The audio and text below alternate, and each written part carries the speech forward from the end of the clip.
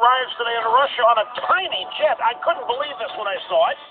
He shows up in a Boeing 737. Now, I realize he didn't fly all the way from Washington. There was a G20 meeting somewhere. So it was a short hop to Moscow to the Boeing. But I can't believe a U.S. Secretary of State shows up in a puddle jumper jet. Probably to avoid the appearances of grandiosity.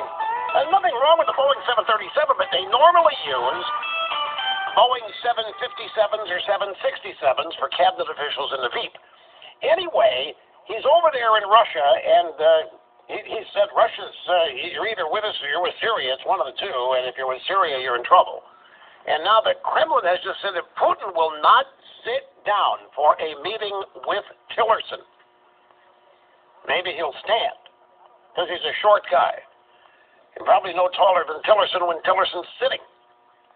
Don't be fooled by those pictures of Putin wearing no shirt, sitting atop the camel or the horse or whatever it is.